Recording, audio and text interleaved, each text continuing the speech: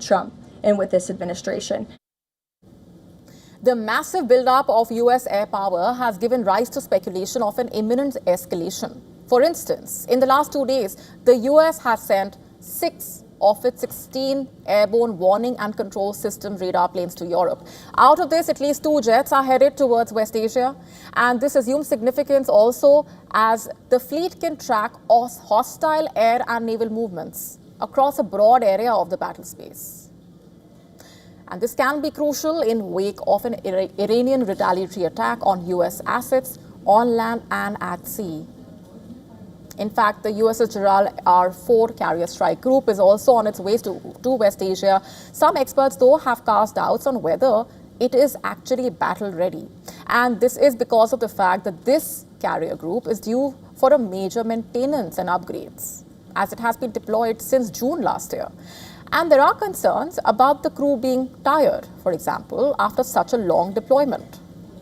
Earlier, reports suggested that Iran is eyeing a deal by offering American companies access to vast energy and mineral reserves, presenting it as a potential trillion-dollar opportunity for the United States. We told you about this.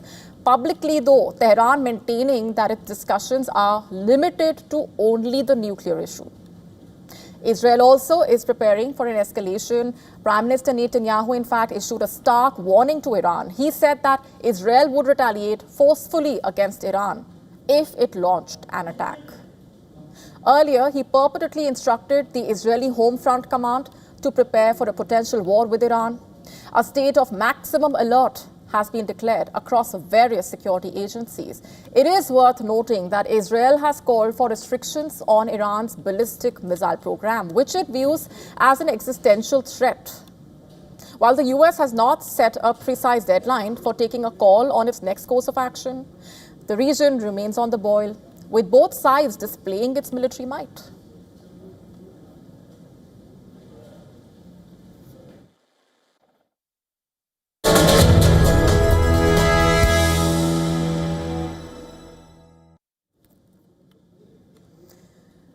Switching gears for now, China has unveiled what a mainland military magazine claims is a major breakthrough in the global hypersonic arms race.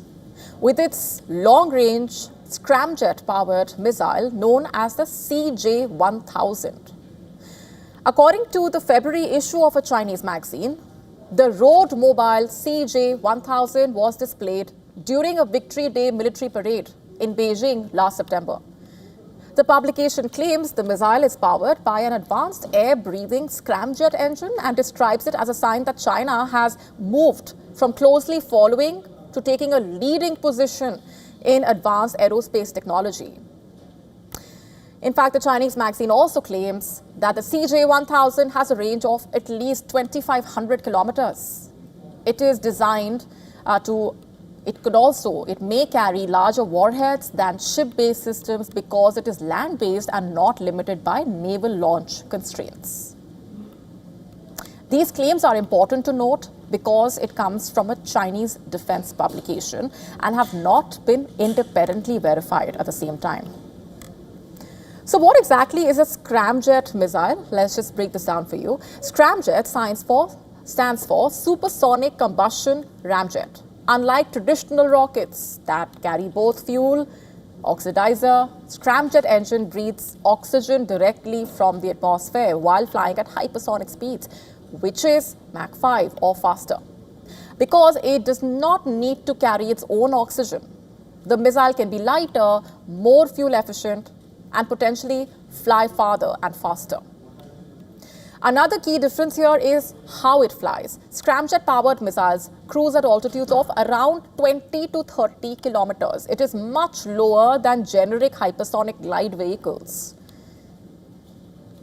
Flying lower makes detection by enemy radar more difficult, and because the engine continues operating throughout flight, scramjet missiles can maneuver more aggressively during both the cruise and terminal phases. According to the same publication, the only operational scramjet-powered hypersonic missiles are China's CJ-1000 and YJ-19, along with Russia's 3M-22 Zircon. The US, in fact, was the first country to demonstrate scramjet flight back in 1998 and achieved a sustained 240-second test in 2013. However, the publication claims the US has fallen behind in weaponizing scramjet systems. Meanwhile, this also brings us to the America factor. In January 2025 itself, President Trump announced the Golden Dome Initiative, an ambitious missile defense program designed to protect the entire United States from aircraft, drones, and missile attacks, including potential threats from China and Russia. The project is expected to finish by 2029 at the end of Trump's second tenure. If China's claims about the CJ-1000 are accurate, scramjet-powered missiles could present a serious challenge to systems like the Golden Dome. Their lower flight altitude, high speed, maneuverability could complicate early detection and interception, especially if they are deployed in large numbers. And with these claims and counterclaims, the hypersonic arms race is clearly entering a new phase. Global strategic stability may also depend on just how effective and how real these systems ultimately prove to be.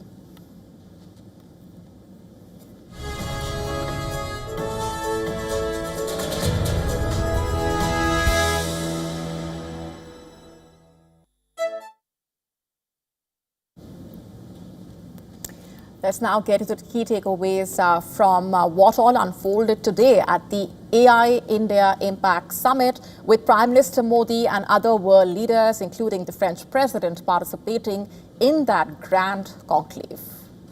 This summit has brought back India's innovation in focus, with exhibitors putting on a range of AI-driven initiatives on display.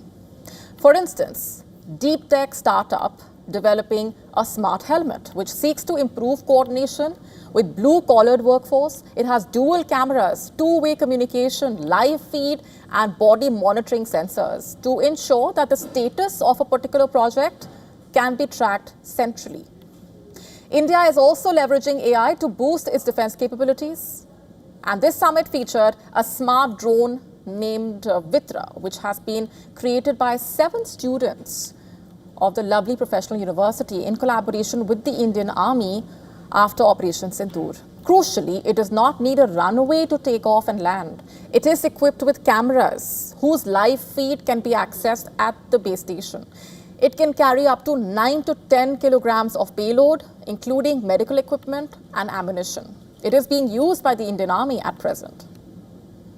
Another key innovation that garnered a lot of attention, a group of students pursuing bachelors in food technology have come up with a spinach fortified premix, and that can be used to make methi parathas, for example, which can last for nearly 8 months.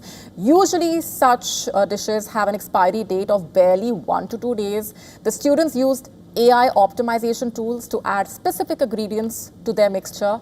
It's a healthy snack as well, as it contains concentrated form of iron and dehydrated spinach.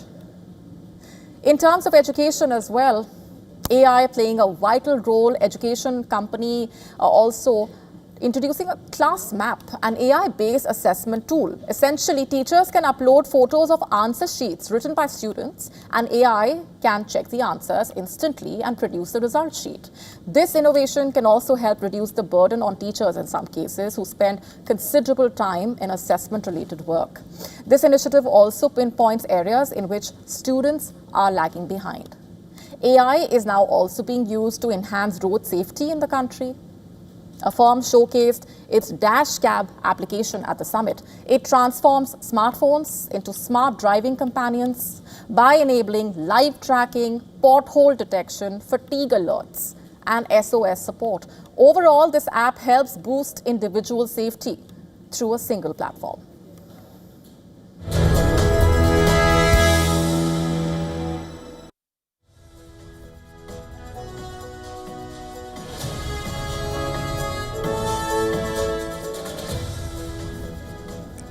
Israel is heading to the elections this October, but could this election be influenced not by voters or politicians, but by cyber campaigns?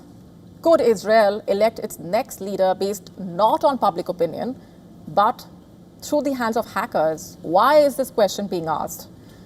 It's not as far-fetched as it sounds, it seems, because the head of Israel's National Cyber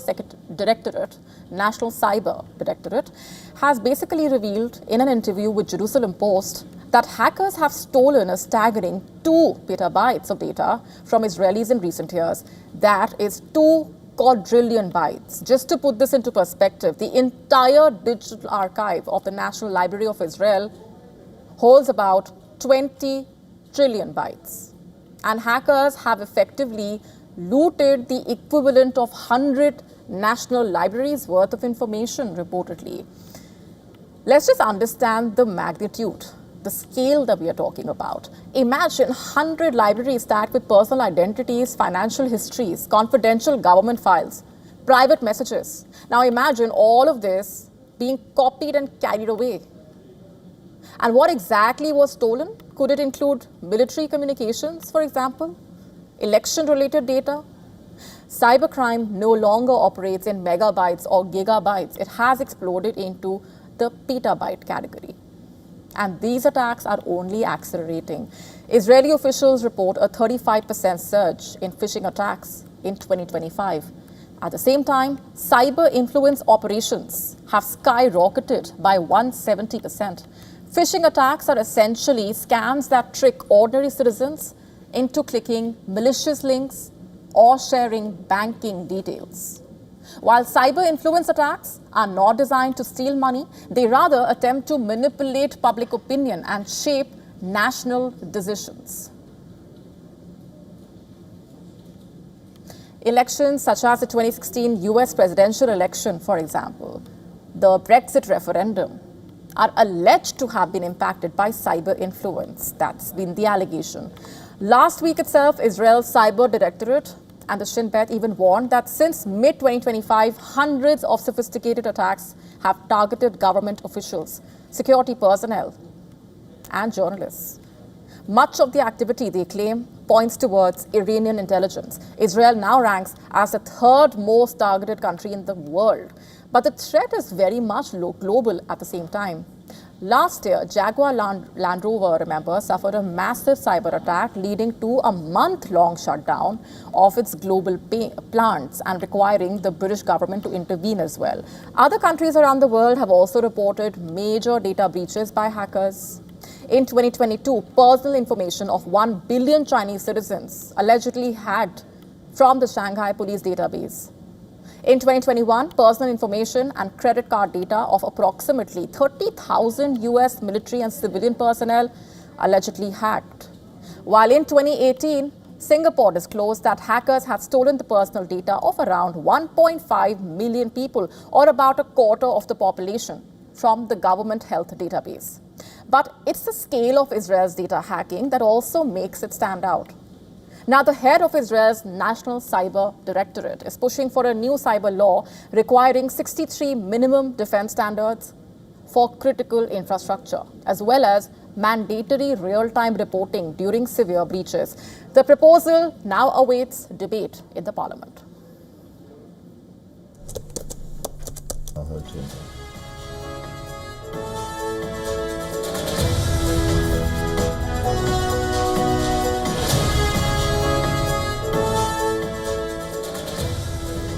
The inaugural meeting for the Gaza Peace Board is being held in Washington, D.C. And just a few minutes ago, the U.S. president started his speech talking about just about every issue. And he then started taking names of leaders in attendance one by one. And by the time Trump got to Pakistan's Prime Minister Shehbaz Sharif, it was time for his favorite claim to mark a return. Trump repeated his remarks on calling both the countries with a, quote, 200% tariff threat, and one of the leaders, according to him, said no. Listen to this. I said, if you fight, I'm going to put 200% tariffs on each of your countries, which essentially makes you not allowed, you can't do any business.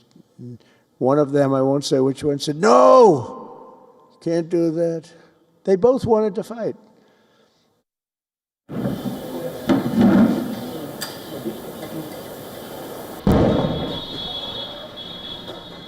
And that's where things took an even more interesting turn. Once again, Trump brought up the so-called jets shot down during the 4-day hostilities between India and Pakistan. Only this time, the number quoted by the US president was even higher than his previous claims.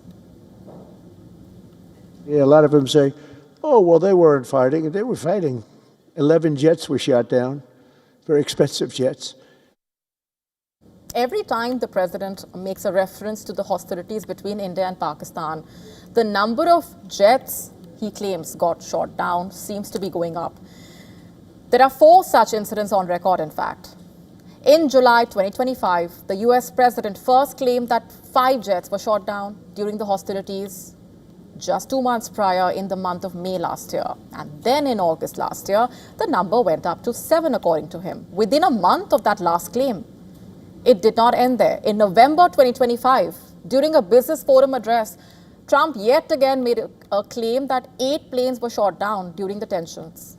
It still does not end there. The latest claim now coming in when Trump said that as many as 10 jets were shot down during the hostilities. Now, just moments ago, that number went up to 11, like you just heard. Now, what exactly is happening and what's behind these numbers? When it comes to the US president, we can only make a guess. A day after wrapping up the second round of the US brokered talks in Geneva, Russia rained fire on Ukraine once again. Kiev claims Moscow fired 37 drones, 29 of which were shot down. Ukraine also hit back, targeting a Russian oil refinery. And as the war rages on, a new investigation is raising uncomfortable questions for the West. Russian missiles striking Ukraine may still be powered by Western technology. Here's a detailed report.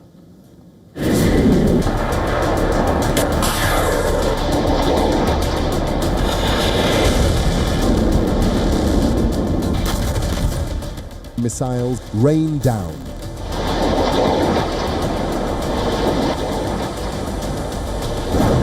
Sirens scream.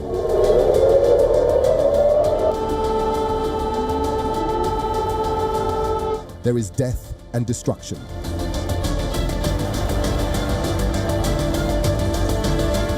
Ukraine is facing one deadly Russian assault after another, forcing Ukrainians to flee amid freezing temperatures. The Ukrainian soldiers are running low on ammunition. The supplies from its Western allies are drying up fast, but the Russian military is only intensifying its assault. Drones and missiles are raining down daily. Russia is under severe sanctions. The Western nations have systematically blocked all supply routes to choke Russia's military production lines. But the skies above Ukraine are lit. Russia has many-fold increased the production of deadly missiles and drones. So how is Moscow able to acquire the components needed to produce the missiles? A report by The Telegraph says a British-designed microchip has been found inside Russian missiles used in Ukraine. The report says between 2022-24, around 800 shipments of the British microchip landed up in Moscow, likely from North Korea and Hong Kong. These chips are mostly designed for everyday electronics. They belong to a category known as dual-use components, meaning they can be used for both civilian and military purposes. Western sanctions were meant to choke off Russia's supply lines, but Moscow seems to have found a way. Its weapons industry is exploiting Western electronics to its advantage. Experts say Russia relies on a shadow network of middlemen, shell companies, and rerouted supply chains. And this isn't a one-off. Previous investigations have found hundreds of Western components, from the Russian Shade drones to Iskander and Kinjal missiles. Western microchips and processors have been found powering the Russian war machine. Modern warfare runs on microchips. Guidance systems, navigation computers, targeting software all rely on tiny microchips. Without access to these advanced electronics, Russia's missiles production would likely slow dramatically, which is why every chip matters. As the Ukraine war heads into the 4th year, Russia is transforming even off-the-shelf tech into a deadly weapon.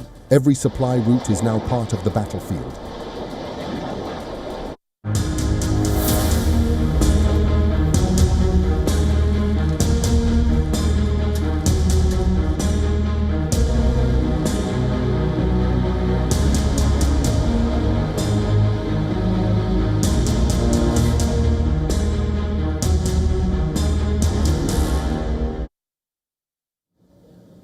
Andrew Mountbatten Windsor's fall from grace has spiraled further after being arrested for alleged misconduct in public office. And his 66th birthday started with the law enforcement showing up at his property. The British police arrested him from his residence in eastern England, where 6 unmarked police vehicles entered the estate. Authorities also carried out raids at other properties owned by the former royal. This comes a few weeks after the U.S. Department of Justice released over 3 million pages of Epstein files. The accusation now is that the former prince sent confidential documents to the convicted late sex offender Jeffrey Epstein. In fact, he was earlier stripped of his royal title after pictures of him surfaced with a minor girl, reportedly. The British monarch released a statement backing due legal process and has said that law must take its course.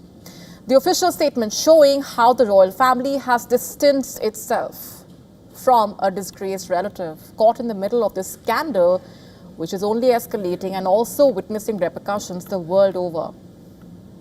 He was formerly known as Prince Andrew and the Duke of York. He allegedly invited late convicted sex offender to the Buckingham Palace shortly after he was released from house arrest in 2010.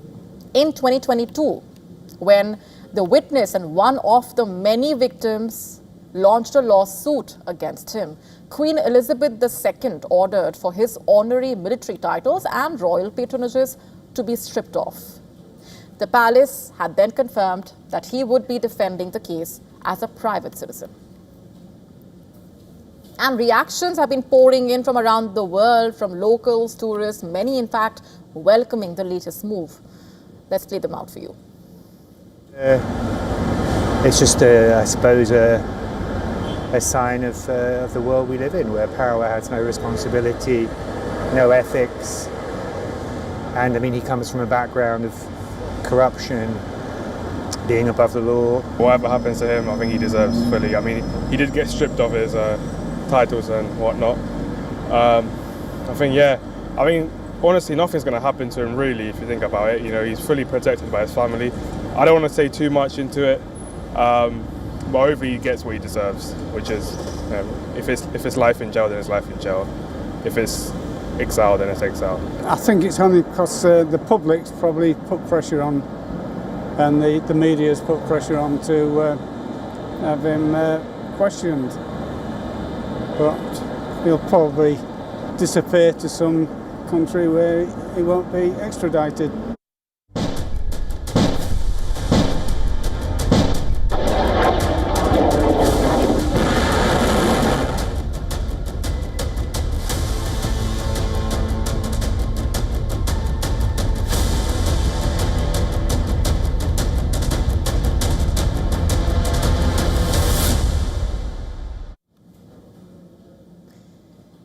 Is the US president holding back a major arms package for Taiwan after direct pressure from the Chinese president? Just over a month before Trump's planned visit to Beijing, is the White House and Donald Trump calculating the diplomatic cost of such a step? In a phone call early this month, reportedly, Xi Jinping is believed to have urged Trump to tread carefully on weapon sales to Taiwan, the self-governed island that China claims as its own territory. And Trump later confirmed he discussed the issue with Xi Jinping and said he would decide soon. I'm talking to him about it. We had a good conversation, and we'll make a determination pretty soon. Tell us about your trip We have a very good relationship with President Xi. Behind the scenes, however, the Trump administration is weighing whether approving new weapons would impact the fragile trade truce or worse, provoke retaliation from Beijing. China has already expressed anger over the $11 billion arms package Washington announced in December. According to Taiwanese media, an additional round of sales, including Patriot missile interceptors and advanced air defense systems remain stuck in the internal review process. At the center of the standoff lies Taiwan, the most pressing issue in the US-China relations in a way. Beijing, remember, has repeatedly warned that it is prepared to use force, if necessary, to bring the island under its control. The Taiwan Relations Act of 1979 compels Washington to provide Taiwan with defensive weapons, but Trump has been rather ambiguous about this, declining to say outright whether America would defend Taiwan militarily if China attacks. And that brings us back to the question, is Trump trying to avoid infuriating China ahead of that visit, set for the first week of April as of now? Following Trump and Xi Jinping's conversation, an official statement by Beijing said that Taiwan is the most important issue in the relations and that America must handle the issue of arms sales to Taiwan with prudence. Or is Trump being wary of China's leverage? Remember, last year itself, China demonstrated how it can leverage its grip on rare earth exports, critical minerals essential for US defense systems, missiles, fighter jets, semiconductors, prompting Trump and the US to revise its tariffs on Beijing. Trump's dilly-dallying on the weapon sales to Taiwan has led to the reaction from lawmakers in America as well. US Representative Ro Khanna and US Senator Andy Kim said that even discussing arms sales with Beijing risks undermining the long-standing US commitments to Taiwan and regional stability. For now, the weapons remain in limbo. The summit approaches whether Washington's commitment to Taiwan holds or changes due to pressure from Beijing remains to be seen. A quick look now at what else is lined up for you on the show tonight. North Korea has unveiled a new nuclear-capable rocket launcher, telling you all that you need to know.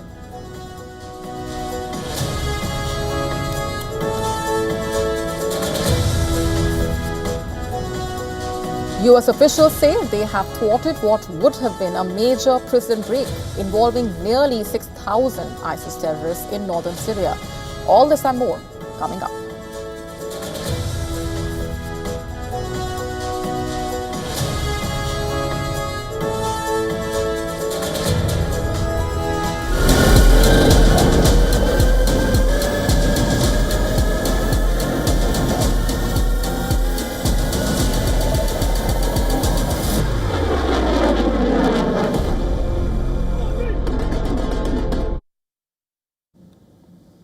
India and France are not just strengthening ties, they are rewriting their defense partnership. New Delhi has cleared the purchase of 114 Rafale fighter jets, a deal that sends out a clear and powerful message about the future of India's air power and its partnership with Paris. And during the ongoing visit to India for the AI Impact Summit, the French president defended the multi-billion rupee agreement. Macron said the Rafale acquisition will sharpen India's military edge and deepen industrial cooperation between New Delhi and Paris. Commercial negotiations between Dassault Aviation and the Indian government, he added, are still underway. On Rafale, what we want to do is to expand. So India confirmed few days ago its willingness to indeed command a new bunch of Rafale, 114. And to co-produce, so the Make in India will be core in this new command. But this partnership may not just end with Rafale, because this defense axis may no longer be just a one-way street, with India as the buyer and France as the supplier. In the latest India-France joint statement, Prime Minister Modi welcomed growing French interest in India's indigenous Pinaka multi-barrel rocket launcher system. A Paris-based think tank reports saying France is considering Pinaka as it prepares to replace its aging multiple rocket launcher fleet. Pinaka has been quietly evolving into one of India's most lethal indigenous weapons. Its long-range guided rocket with a 120-kilometer strike capability is still under development. France report suggests it's looking for a 150-kilometer range, but India is also moving fast. Less than 2 months ago, India conducted a successful maiden test of the Pinaka long-range guided rocket. The test demonstrated full in-flight maneuvers at maximum range. It delivered textbook precision, and Pinaka's firepower speaks for itself. It can launch a salvo of 12 rockets in just 44 seconds. All 12 rockets can be programmed in under 20 seconds. That means speed and also strike capability and, most importantly, battlefield dominance. This is no longer a system designed only for India's defense needs. Armenia has already become Pinaka's first international buyer. Countries like Saudi Arabia and Vietnam have also shown interest. So what we are witnessing is a shift. Now India is positioning itself as a supplier even to advanced Western militaries. From Rafale fighters in the sky to Pinaka rockets on the ground, the India-France defense partnership is entering a new phase.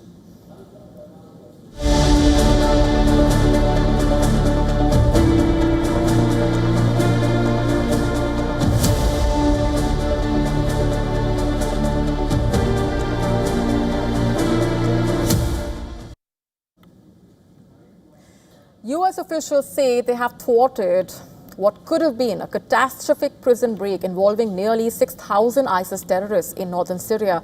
They argue the scenario they warn could have led to the rapid reconstitution of the terror group.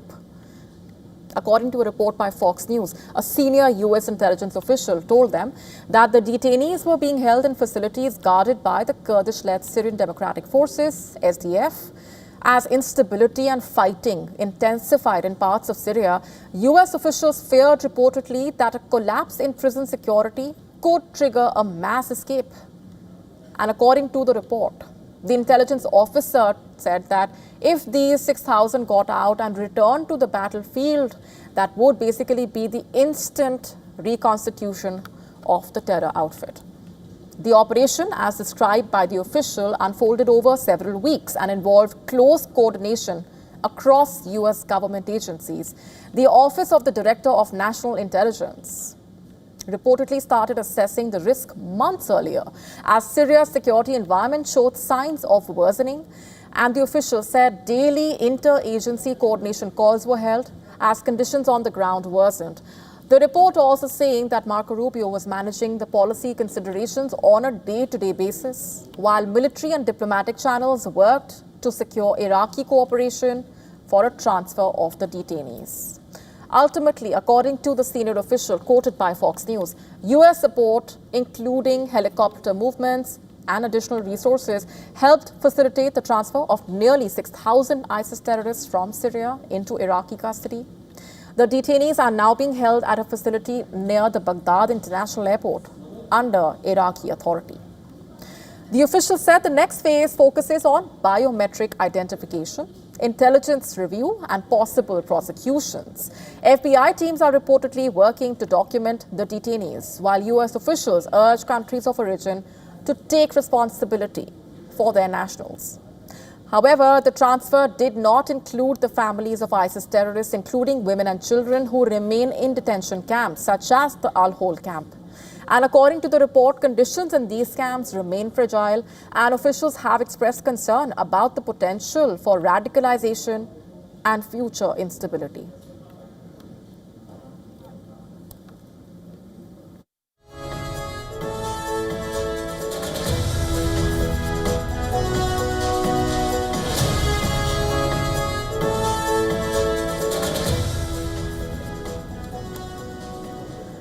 Does Instagram deliberately harm young people? Is Meta doing enough to help those impacted? These questions are being asked as Mark Zuckerberg was at the receiving end of questions as he testified at a trial in the US. The Meta CEO appeared in connection with a lawsuit filed by a 19-year-old woman from California against tech giants Meta, YouTube, Snap, and TikTok. She claimed to have been addicted to these companies' platforms at a young age because of their attention-grabbing design. The petitioner is seeking to hold these companies accountable as she has blamed them for fueling her depression and suicidal thoughts, allegedly.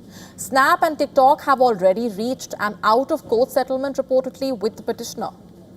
During the hearing, the Meta CEO sidestepped the central question of whether Instagram is addictive. However, he made one big admission that should matter to just about every social media user out there.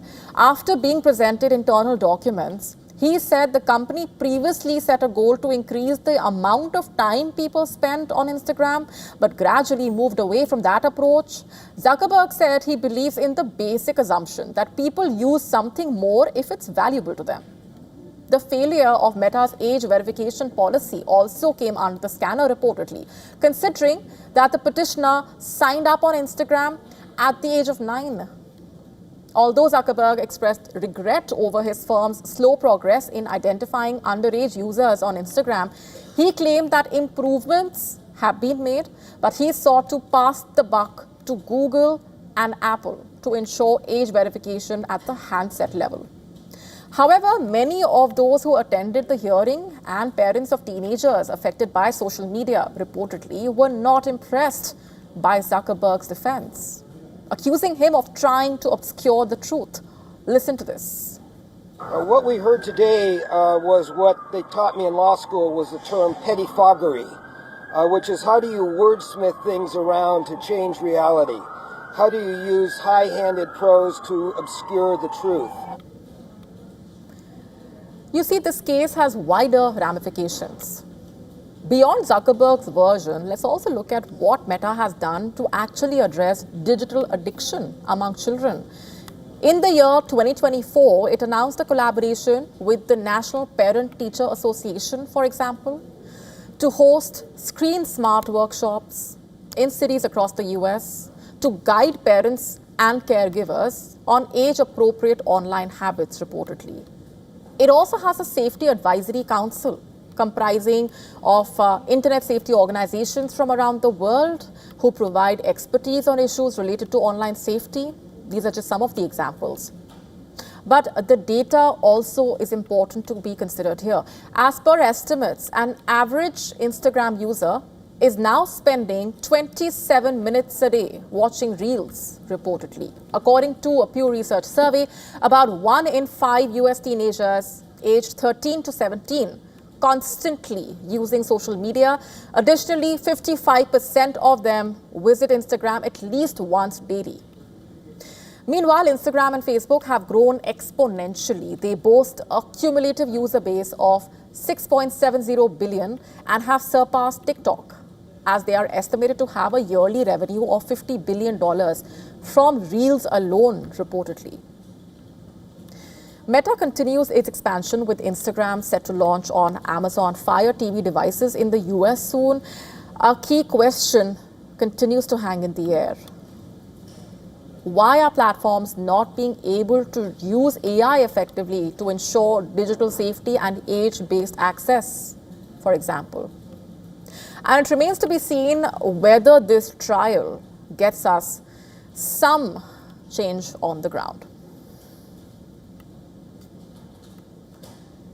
In the darkest waters on our planet, something ancient is stirring. Deep sea explorers have just breached the darkness of the Antarctic shelf to find monsters where none should exist. And scientists are left speechless and figuring out what's happening. Our next report telling you more. The abyss is no longer a silent void. It is a frontier of impossible survival. Deep-sea explorers have just breached the darkness of the Antarctic shelf to find monsters where none should exist. Humanity has mapped the surface of Mars, yet the crushing depths of our own oceans remain a terrifying mystery. For centuries, the frigid, high-pressure zones beneath the Antarctic ice were thought to be a biological wasteland, too cold and too dark for apex predators.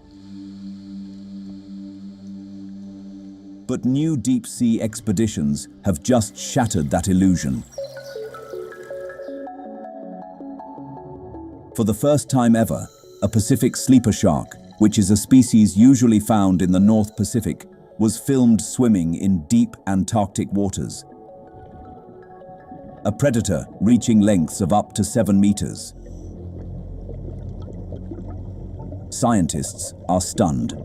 The Pacific sleeper shark is known for thriving in near-freezing temperatures, but its appearance so far south raises urgent questions. Are ocean currents shifting? Is climate change altering migration routes? Or have these giants quietly patrolled Antarctic depths all along, beyond the reach of human eyes? The shock did not end there. Recently, a rare phantom jellyfish was spotted by scientists exploring the deep sea near Argentina. The giant phantom jellyfish was filmed 250 meters below the surface in the South Atlantic Ocean. Together, these sightings reveal a deeper truth. The depths of oceans are not empty. It is active, complex, alive with predators and delicate drifters locked in a hidden ecosystem. Each expedition into the deep peels back another layer of ignorance.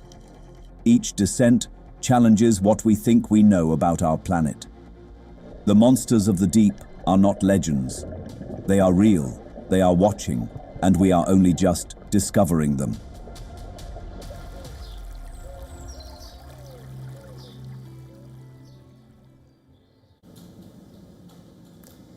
NATO members have moved troops, warships and aircraft to northern Germany to showcase Steadfast Dart, dubbed as NATO's biggest drills of 2026. These drills are taking place across Central Europe, and currently Germany is taking the lead. Militaries of 13 nations are participating in that operation, in fact, with about 10,000 personnel.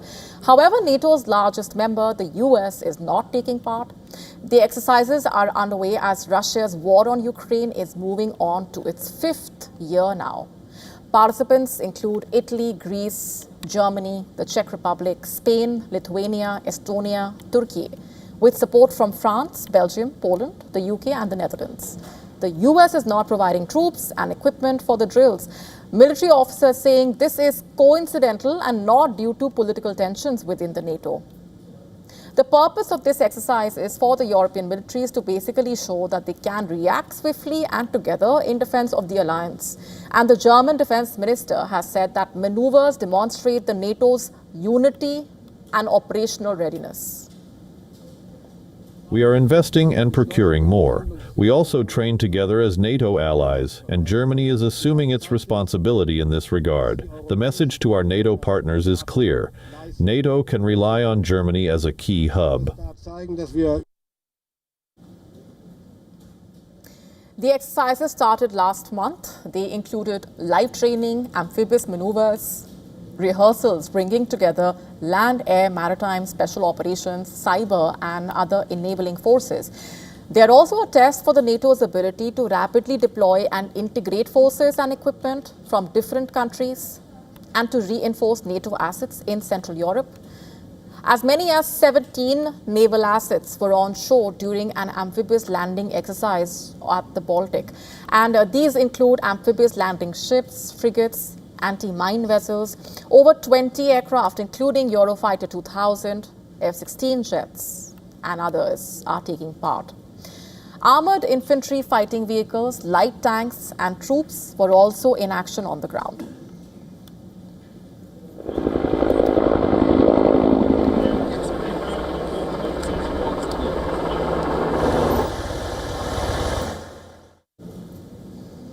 In a dramatic display of military pageantry, North Korea's leader Kim Jong-un stood at the center of a grand ceremony in Pyongyang as North Korea unveiled a new nuclear-capable multiple rocket launcher. Pyongyang claiming the weapon is among the most powerful of its kind in the world. Held ahead of a major party congress, the event unfolded with meticulous choreography. Thousands of citizens waved small national flags as massive mobile launcher vehicles rolled into a grand plaza. Dressed in a black jacket, Kim Jong-un emerged to thunderous applause and ascended one of the launcher vehicles. And making a symbolic gesture of personal command, he took the driver's seat himself. According to the state-run media outlet, generally known as the KN-25 system globally, the weapon system features 600 mm rockets, double the diameter of those used in most traditional multiple rocket launch systems.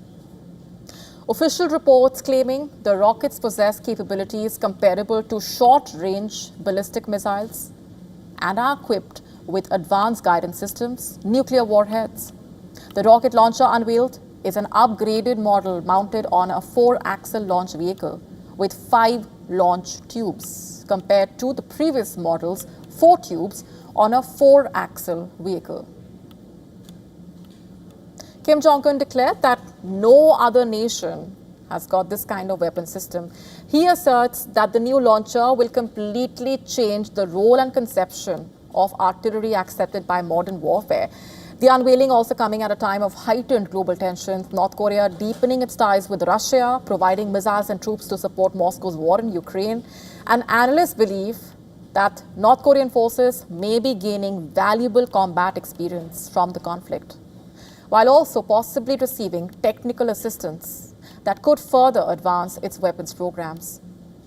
And as the party Congress approaches, the mighty display also serves multiple purposes. It asserts Kim Jong-un's authority amid succession rumors. It warns adversaries abroad, and it also shows Pyongyang's intentions to continue expanding its military capabilities despite international sanctions. Beyond multiple rocket launchers, North Korea maintaining a diverse range of nuclear delivery systems. These include intercontinental ballistic missiles as well as short-range and medium-range systems designed for use on the Korean Peninsula and against targets in the Western Pacific. North Korea's recent show of strength also coming just weeks after a series of missile tests. On the 4th of January, North Korea conducted its first test of the year. It fired a hypersonic missile from Pyongyang that traveled approximately 900 kilometers. A second test on the 27th of January involved short-range ballistic missiles that flew about 350 kilometers. These tests were reported by the state media and monitored by regional defense authorities. In December 2025, state media also released images of an 8,700-ton nuclear-powered submarine. It described as part of an unlimited drive to expand the country's naval nuclear forces. During a military parade marking the 80th anniversary of the Workers' Party, North Korea officially unveiled the solid-fuel intercontinental ballistic missile, which it called its most powerful nuclear strategic weapon. The missile is estimated by outside analysts to have a range of up to 15,000 kilometers, potentially putting the entire US within reach. Taken together, these developments are an expansion of Pyongyang's strategic capabilities. While North Korea also presents these moves as necessary for self-defense, regional governments and international monitors view them as escalatory measures that could further heighten tensions. On that note, it's a wrap on this edition of Gravitas tonight. This is me, Molly Gambhir, signing off. Thanks for watching.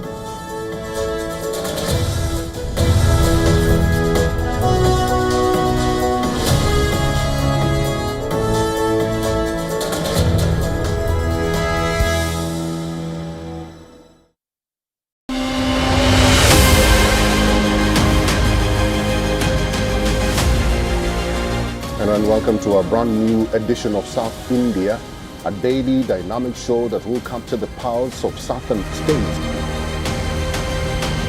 By blending the special stories, the breaking alerts, and the culture developments as well. From the 7 News.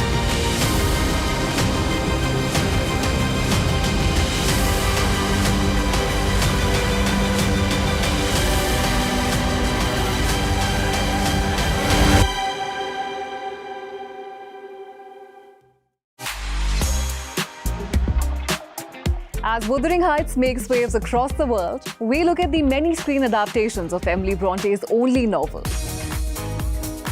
Know all about the celebrities who have rare organism species named after them. And meet Grammy-winning band Tenari Ben. All this and much more with me, Diksha Bisla, on WION at these times.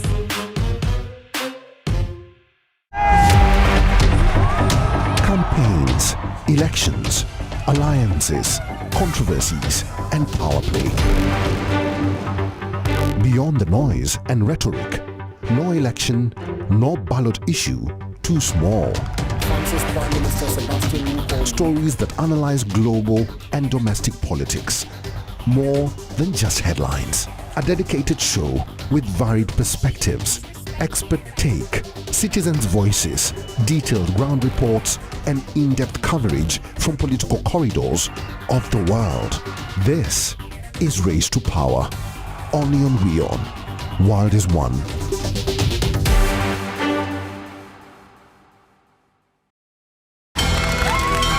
From the bustling trading floors of Wall Street to the vibrant exchanges of Asian stock markets, WION breaks it down for you to make sense of what's happening, as we reveal the key factors behind events, strategic battles, and the game-changing business decisions that shape the world. We bring you all of this and more on World Business Watch. In-depth coverage of global issues broken down into facts, figures, and simple words. Backed with analysis from field experts who truly matter, because we believe in decoding the real picture for you. So you get a much wider and deeper understanding of stories from around the world, a 360-degree analysis. An award-winning documentary series, week after week creating the maximum impact. Watch WION Wide Angle at these times on WION. World is One.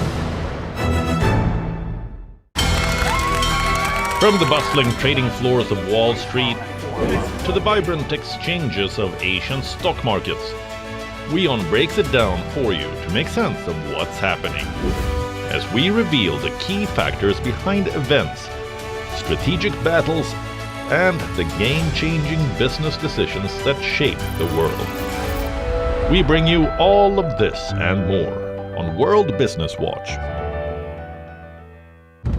In West Asia, every move shifts the world's balance. Wars, ceasefires, alliances, power never stands still. From Tehran to Tel Aviv, from Damascus to Doha, the West Asia Post cuts through the chaos to reveal the region that shapes the world. Because what happens in West Asia never stays in West Asia. This is the West Asia Post, the region's story, the world's impact.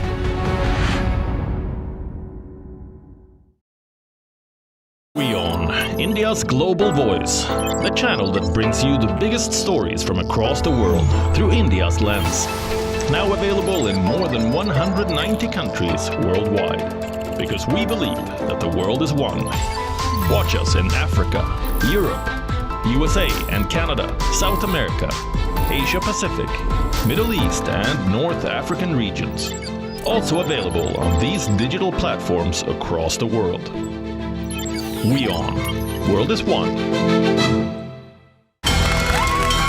From the bustling trading floors of Wall Street to the vibrant exchanges of Asian stock markets, WION breaks it down for you to make sense of what's happening, as we reveal the key factors behind events, strategic battles, and the game-changing business decisions that shape the world. We bring you all of this and more on World Business Watch.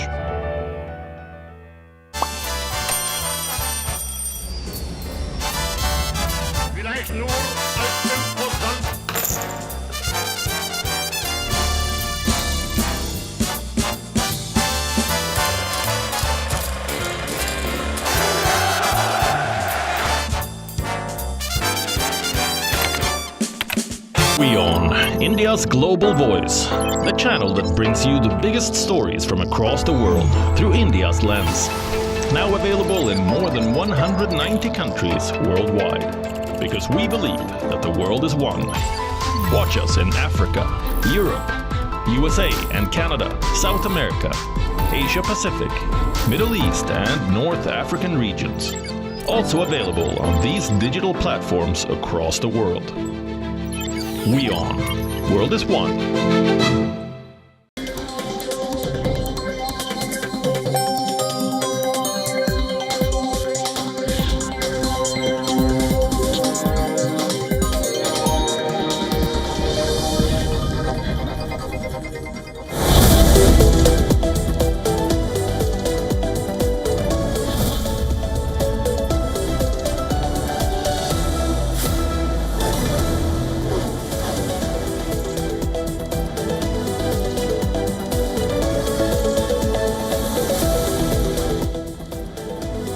Hello and welcome. You're watching WION The World is One. My name is Mohammed Saleh, and let's start this broadcast by taking a quick look at what is making headlines at this hour.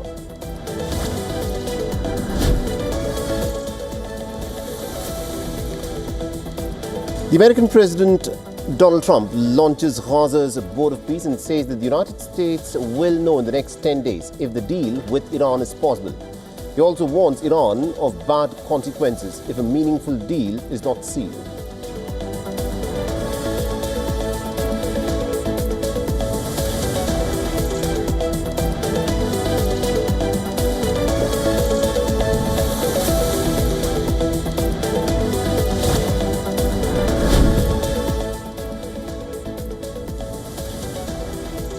And while introducing the Board of Peace, Trump has now raised the tally of the aircraft that were apparently shot down during the May 2025 conflict between India and Pakistan, where Trump now claims that 11 aircraft were shot down in total.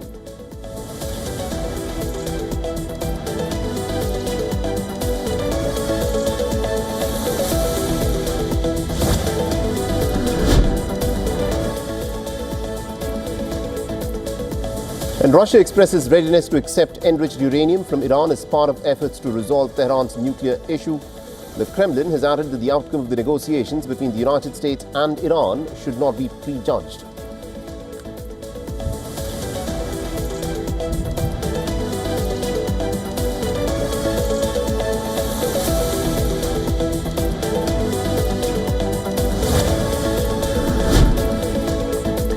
The British police have now arrested Andrew Mountbatten Windsor on suspicion of misconduct in public office. Andrew's brother, King Charles